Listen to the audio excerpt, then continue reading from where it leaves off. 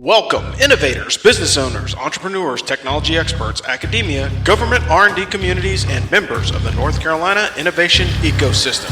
This is Defense Technology Talks, hosted by the North Carolina Defense Technology Transition Office, or NC DefTech. This podcast will showcase various technologies with local and national experts who aim to solve complex national security problems.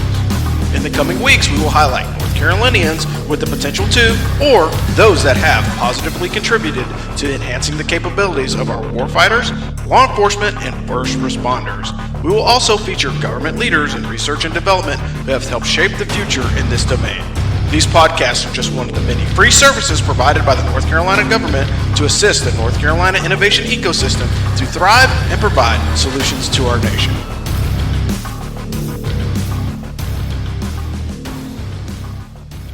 All right, no worries. Good afternoon, ladies and gentlemen. This is Rob Robinson with the Defense Technology Transition Office, and you're listening to Defense Technology Talks. I have Jeff here, and he and I have been bouncing back and forth probably for the last 3 weeks, trying to connect and have a conversation about what he and his company actually do. And so it's always interesting in North Carolina because there's always somebody that's out there that's willing to help you, sometimes at a fee, sometimes without one. At the end of the day, we're giving Jeff the opportunity to kind of tell you guys all about his company, what he does, and what government problems he's trying to solve or help people try to solve. So without further ado, I'll pause there, pass it over to Jeff, and give us a quick rundown of who are you and what organization you represent. Thanks. Very good. Well, Rob, thanks very much. I do appreciate this. And the timing of this is particularly good because it was just a few months ago, at least that's what it feels like. It was just a few months ago that I was one of the presenters on one of the DefTech talks, really talking about what are the opportunities within the government if you're a company that is a provider of technologies that can be used in space. Just to come back to what you were asking me. So I have a boutique consulting firm called Earth Space Commerce Advisors. It's an LLC formed a couple of years ago with another person who is pretty much retired at this point. But I had been a part of what we now call the new space industry, which is mostly commercial and entrepreneurial, but increasingly serving the government, especially the military. I've been a part of this community since the late 1980s, and certainly a lot has changed since those initial years. But what I have been doing throughout when I'm working with my clients is really helping them understand what are the opportunities for their products, whether it's relevant to satellites and how the military is using satellites or launch vehicles. And there's certainly a particularly strong interest in satellites nowadays on the part of all four of the armed services. I know in North Carolina, of course, the Army is of particular interest, but we also have some Marine bases here as well as Air Force. So I work with my clients to help them understand what is the market for their hardware or their software in those market sectors I just mentioned. Some clients have asked me to do business development for them as well. And provide strategic guidance if they're really trying to figure out how do they approach that industry. And then I know pertinent to this particular podcast with an emphasis on the defense marketplace when it comes to space capabilities. Yeah, that's great, Jeff. And you mentioned a whole bunch of things, a couple things that I really want to double tap on as we're talking. And one of the things that's important is, we've gone away from the government-funded space operations. So, NASA has lost a lot of its capability for launch and recovery, whether that be satellites, whether that be space shuttles, whether that be any other platform like space launch vehicles that are going into space. And we've seen this in the innovation industry as well, as the government dollars have kind of dried up because the commercial capability it has gotten more robust and a lot more capable. So if you look at what, SpaceX or Virgin Space or some of those other, commercial entities have done by comparison to what the government has done lately in the space, arena, it gives a lot of opportunities for businesses to get involved. And then when you look at, the onset of Starlink and some of the other things, and, not to, triple tap Elon Musk, but I mean, when you look at a lot of the innovations that's going on the commercial side in space in the US, it's all tied to SpaceX. Like, yeah, it's cool to send, the folks that have the capital to spend the money to take a low Earth orbit around the planet, which is super, super cool. But from a necessity of government or from a necessity of advancing technology, that's, technology that's 60 years old. We've sent people out to space Right. for years. Right. It's how do we replicate that in a commercial sense with satellites, with, other communications devices, or even as we start advancing into, peer-to-peer conflicts, looking at hypersonic missiles or hypersonic transportation of people. Like, that's something that we haven't cracked the code on just yet. Mhm. And I think all those are tied to the space equity that's coming up in the near future. It's just interesting to see that as an opportunity, because most people don't even think of space, like early in the military when we first got GPS. That was just like a mind-blowing thing. Like, oh my gosh, like I can tell my location within 10 meters, and then nowadays it's like it's ubiquitous and nobody really cares until you lose it. Right. But then there's so much redundancy that it's hard to see it. But from the perspective of what you see as a consulting firm or as a boutique, what's the number one thing that people are approaching the government with? And then the second question that I would ask is, how do you feel that it's going?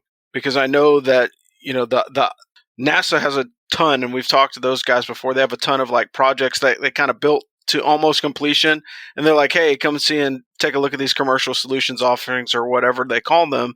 And you can take that technology from NASA and then use it to roll out a company with, there's some agreements that go on in between the two organizations. But what do you see as like the number one problem set in the commercial space, or that's trying to roll into the Department of Defense? Sure.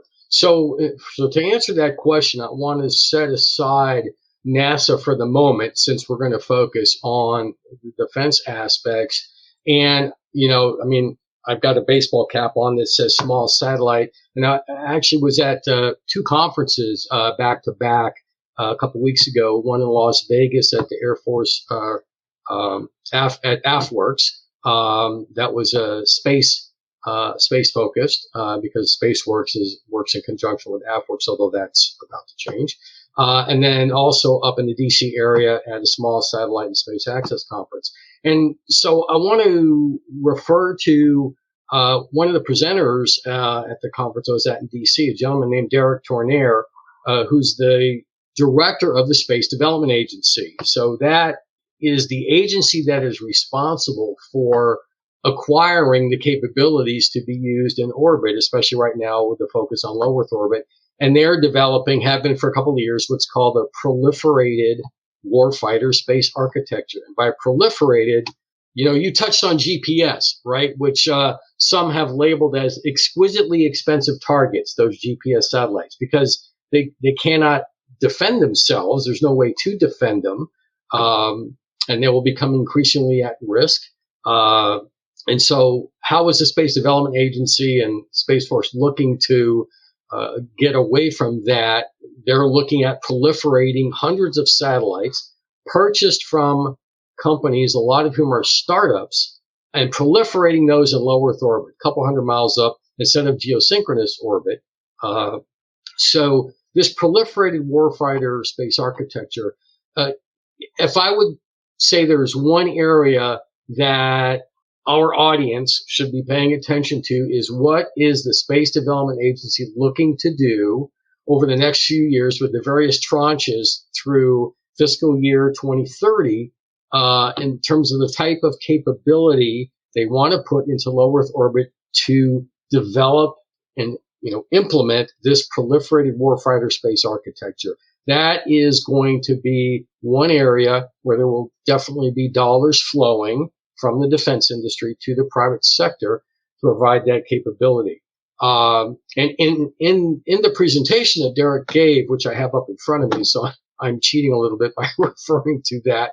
But one of the things he outlines is the tremendous cost difference in terms of when the government was doing it, and the cost in billions, for per satellite, right? In a traditional space development program, government driven, the typical cost plus government contract, versus now looking at potentially $150 million or less over time for those small satellites that will be in low Earth orbit, those interconnected satellites. And the advantage of proliferating it, of course, is you can lose them to enemy action. And you don't lose your exquisite capability that only exists in a handful of satellites. And given that they're in low Earth orbit, relatively inexpensive, one of the things that Space Force is looking to do through an organization called, or in conjunction with an organization called Space Safari, is how to quickly, literally on demand, obtain and launch satellites from manufacturers and get them into low Earth orbit to replace those that have been lost during a time of conflict. So that is a key area for companies to be paying attention to. So if there are companies in North Carolina, well, I know there are, that manufacture electronic components that would be used in satellites, right? Sensors, different types of radar, infrared, what have you, synthetic aperture radar, communications technologies, processing technology. Don't know if there's companies in South Carolina that manufacture satellite propulsion systems, but that's one area to definitely pay attention to. So that's my answer to your first question. And I'm sorry I forgot what your second question was. So the second question was just partnering with NASA to do similar implementation. Right. Okay. And so, yes, I mean, that's good to come back to that because I by no means wanted to eliminate NASA, but obviously, the Space Development Agency, SpaceWorks, that's a defense orientation. NASA is the civil orientation. But like the SDA, Space Development Agency, and NASA's been doing this for a couple of years now, probably, I'd say 10 years, give or take, finally recognized that, yes, there is capability that can be bought from the private sector much more quickly and at much less cost than NASA could develop through the traditional government procurement methodology. And that's not just satellites, but also launch vehicles as well. And so that, again, along with satellites, if there are companies in North Carolina that are manufacturing systems that would go into launch vehicles, right? That is an emerging market. Obviously not as many launch vehicles right now as there are satellites that are being manufactured, but there's a dearth of launch capability right now to keep up with the demand to launch satellites that is going to continue to grow, algorithmically, not just in a linear fashion through the rest of this decade and into the next decade. Yeah. Also, I think you hit a really great point. So the first thing is, swarms of whatever are kind of like the future of warfare, right? Whether it be swarms of drones in the air, swarms of drones on the ground or subsurface or subterranean, or now swarms of satellites. So being able to launch a pack of satellites, for lack of a better term, over a specific area to provide that additional redundant coverage that can retrans, data or imagery or whatever. And you noted synthetic aperture radar, which is very, very important. And again, if those of you that haven't seen it, you should look it up because SAR radar is one of the most impressive capabilities that has started to roll out into the commercial market. Think about it, 20, 30 years ago, that was probably something that you would only see in a high-level program for the U.S. government. But now, it's getting more and more useful, and it's getting closer and closer to the operational footprint that people are going to have in the near future. But the other piece of it is as far as being able to just do imagery and study, land. And there's a commercial use case right there. Can I do hydrology with it? Can I understand, migration patterns or whatever it is? So there's always use for those space-based techniques, which commercially are probably the same use cases that you would use for the military, but one you can read about openly and one that you can't. No, that's an excellent point, and especially from an Earth observation technology capability. You touched on civil aspect, commercial aspect of using that capability, and of course, very much desired by the military as well. And that's another purpose of that proliferated warfighter space architecture is observation, surveillance, as well as tracking and targeting. Yes, and I think being able to understand the larger picture is very, very important. So having the interplay between, a government agency, and we're really starting to get to the point where those government agencies are taking a backseat to the development in the commercial space, but sometimes that's okay. So long as the government can say, okay, how much do you need to really finish this? We'll cut you a check for, fill in the blank number of dollars to get you over the hump so we can get that technology into the hands of the end users faster. And it's a huge chunk of development. But again, the discussion that I would have is why did all these different capitalists in America decide to allow people to spend their hard-earned dollar and fly around the earth? Because that's an easy infusion of capital, right? If I can charge somebody $250,000 on a 5-seat space vehicle, that's $1.2 million that I can use for other developments Right. that are going to be a lot broader and a lot more commercial. So there's a method to the madness, even though we may not see it all the time. So moving on to the next question is, how could DefTech help you or connect you better with the North Carolina innovation ecosystem, or is there something that we've done in the past that's been a successful TTP?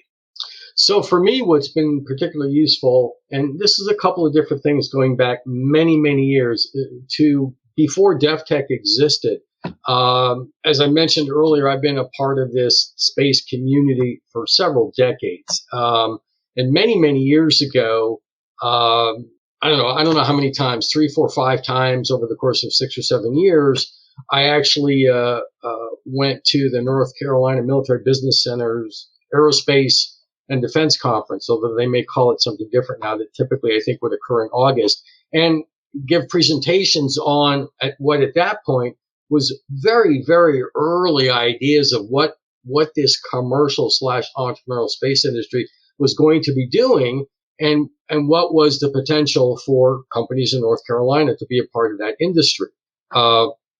So that was very helpful. And then, as I said a few months ago, I was the speaker on one of the DefTech Friday morning sessions. I've known Denny for many, many years, and he reached out to me, said, "Hey, we're looking to, have you do a talk on space and the opportunities there." As far as this podcast, what would be most useful to me is, like we were talking early on, right? The value of just person to person or virtual person to virtual person, right? Just creating awareness of 2 things, I would say. One is there is still a strong perception on the part of a lot of people, and this is not a criticism, this is an observation, that space is still mostly a government function. And that's fine. It's an incorrect perception, but I understand why a lot of people have it. If you don't really follow it that much, that's your perception, because we grew up with, depending on how old you are, the Apollo program, the Space Shuttle program, the International Space Station. So yes, most people now have heard of SpaceX and Virgin Galactic and maybe Blue Origin, but there's so much more of a commercial and entrepreneurial space ecosystem that exists now, and the technologies and capabilities that they have brought and will bring to the market that a lot of people, a lot of businesses really just aren't aware of. So for me, the value of this conversation, Rob, is twofold. One is just creating awareness that, as I said earlier, if you have a company that manufactures certain types of electronics that would go into a satellite, go into a launch vehicle, or other mechanical systems or software, there is a big market, different market segments, but overall there's a big market that is growing, evolving, will continue to do so. And there may be business opportunities for you that you are missing. And that isn't exclusively selling to a government entity. It might also be, if you're a small company, being a subcontractor, if you will, let me use a better word, being a vendor to a larger company that is selling a system to a government entity, a defense entity, and buying from suppliers, right? So maybe the bigger market for North Carolina companies is as a supplier to larger companies versus directly selling to a defense entity. And again, that's something I can help companies understand, which leads me to the second benefit of this is creating visibility. For myself, I live in Chapel Hill. I've been in North Carolina for almost 20 years now. It'll be 20 years in November. And no, it's over 20 years now. And did my first consulting engagement back in late 2004 with a couple of organizations at NC State University, focused on educating the economic development organizations around the state about this emerging entrepreneurial space industry and economic development potential in this state. So that was ironically my initial consulting work was focused that way. Nowadays, it's more focused on working directly with companies versus economic development organizations. But for those organizations that want to understand, right, what is the market? Hey, are there entrepreneurs that might want to come and set up their companies, in my part of the state? And if so, what do they need? What are they looking for? What can we do to get them here? So those are ways that this podcast can be of help to myself and hopefully to those that are watching as well. Awesome. Thanks, Jeff. One last question before we get you out of here, and is where can we find more information about you and your company? So really the best way to find information about me is just look up my name on LinkedIn, Jeff Krukin, Krukin. I'm the only one there. I don't need a website thanks to LinkedIn, right? And you'll find extensive information there about some of the more recent consulting work I've done, companies I've done it for. The other thing you can do is just Google my name. You'll find a great deal of information about work I've done going back many, many years. I used to do a lot of writing, articles, and blogging. Just don't do so much of that anymore. But you'll find some information there, including work that I've done in North Carolina, relevant to economic development perspective. And then, I'm always happy to have a 30-minute conversation with someone. The best way to contact me, I would ask, is through LinkedIn. Because that way I can also see who you are when you're reaching out to me, right? And I want to be really specific about this. And I'm not the only one, right? I mean, there are so many people now that on LinkedIn, they hit the connect button and they don't say anything in terms of a message, right? If you do that and I don't know who you are, I'm not going to accept your invitation. I'm going to ask you to take a minute. Let me know that you saw me on this podcast and tell me why you're reaching out to me. And then I'll accept your invitation and we'll go from there. Or, I'll read your message and we'll go from there. But if you just come to my profile and hit the connect button and that's it, and you're not in an industry that I even recognize, or you have a profile where it says almost nothing about you, I'm not going to accept an invitation. So take a minute to introduce yourself to me. Let me know how you learned about me on this podcast, why you're reaching out to me. And then based on your profile, I can pretty quickly get a sense of, all right, here's how potentially I can see a conversation going. And as I said, I'm happy to have a 30-minute chat.